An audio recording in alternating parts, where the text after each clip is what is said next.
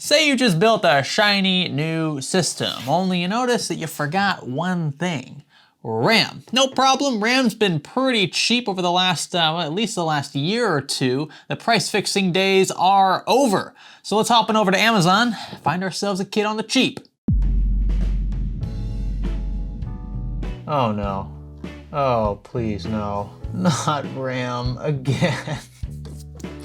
Stay with me. To get rid of that annoying activation watermark, hop on over to VIP SCD key and purchase a Windows 10 Pro OEM key for fractions of the price of retail. Just use a secure payment method like PayPal, receive your key in seconds, and activate your OS here. Bye bye watermark. And be sure to use our new offer code SKGS for a sweet discount. So look, this video is obviously about RAM, and if you've been shopping for a kit as of late, you probably noticed that prices have gone up, well, a bit. I first posted this on Twitter about a week ago, and it seems like I timed that post quite well because other articles were picking up on the same things I was. Around a 25 to 30% increase over this time last year, but if you look very closely at the trends, you'll see that the prices have really started jumping for the last 2 or 3 months. So this tray here comes straight from PC Part Picker, and I wanted to show you this one specifically, which is for an 8x2 kit, which is pretty common. 16 gigs is a sweet spot. It has been for quite a while for gaming, and a 3200 megahertz frequency is also a sweet spot, especially for Ryzen builds. You can see a pretty flat trend throughout 2020. Actually, prices were a tad bit lower in 2019, but as to be expected with COVID,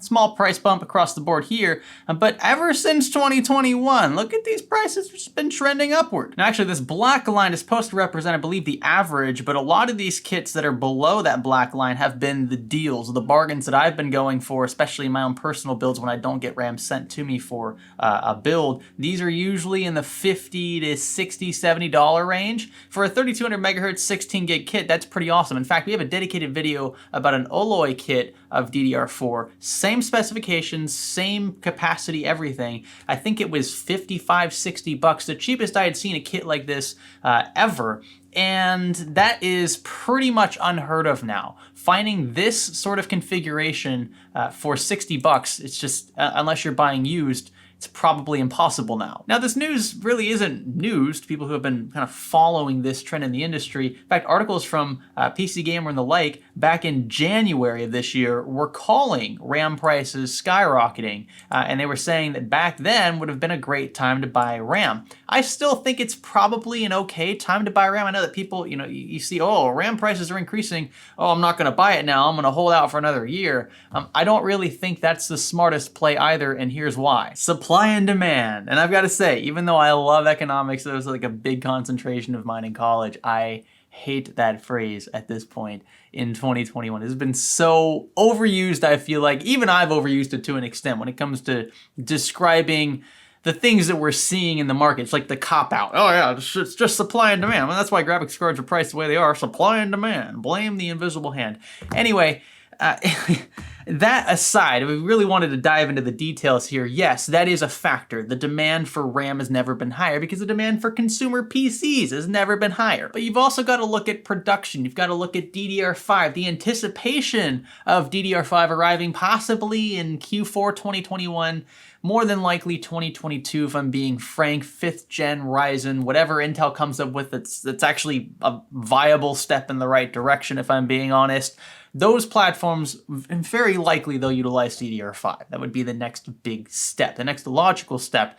And that, from a supplier perspective, means that you kind of have to begin the talk, right, about phasing out DDR4. I don't even remember why I had this article up, something about supply and demand. Yep, there it is. But as DDR5 production ramps up, and we're not just talking about for your average gaming PC, we're talking about for the server market, which is freaking huge, the smartphone market, the SODIMM laptop market.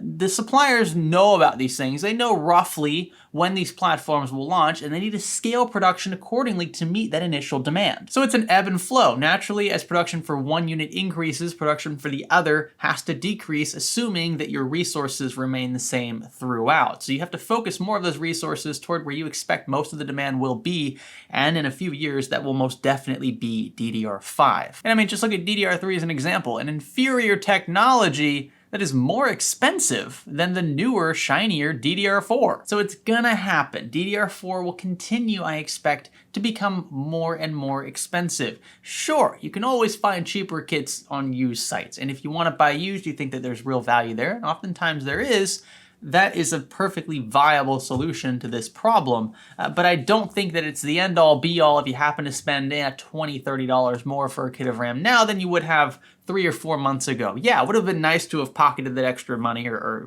reallocated it somewhere else in the budget. But at the end of the day, I don't think that it should be the sole reason why you don't build a PC right now or don't upgrade your system. Graphics cards are still the biggest problem by far in this market, and there's not much we can do about that other than wait. And don't be one of those guys who buys from a scalper. It doesn't really matter which kit we're talking about here. They've all, for the most part, been affected in a negative way. And the economics in the PC industry right now are just so out of whack that I don't expect this will get any better anytime soon. This is the trickle-down effect of graphics card prices. The just spike in demand that we've seen over the past year is now affecting other components, and I don't see how we could fix this in the immediate. I don't think that there is really a sense in waiting for these prices to return to normal, because by the time they would, DDR5 will be here, or at least be right there on the cusp, and prices will reflect the drop in production on the DDR4 side, and you'll be double shafted at that point. So if you were deterred before, I wanted to make this video just to bring to light, if you hadn't already noticed, the fact that prices have, yes, gone up. If you've been shopping for a kit as of late, they are a bit more expensive than they were a few months ago, but I don't think it's the end of the world. It's $20 to $30. I mean, when seen in the context of how shafted we're being by the graphics card market, I don't think this is a huge deal. I don't expect it's going to get any better though, so waiting just because of RAM, it really makes no sense. If you're on 8 gigs right now and you're thinking about buying a 16 gig kit or buying an extra DIMM to make it 16 in total if you have a single 8 gig stick, I don't think there's really any shame in buying now. Yeah, it's more expensive. Yeah, you didn't time it perfectly, but nobody has 2020 future vision. Okay, maybe you should have seen this coming, but I don't think it's the end of the world if you buy right now. So all that said, don't freak out. And the good thing about DDR4 is that there's plenty of it in supply. Unlike graphics cards at this point, which are selling out as quickly as they're hitting the shelves, you can hop onto Amazon right now and buy any kit of RAM that you want. Sure, it'll be 10 to 20, maybe at the most 30% more expensive than it was before, but DRAM was never really that expensive to begin with, at least with respect to what we're paying for graphics cards and CPUs.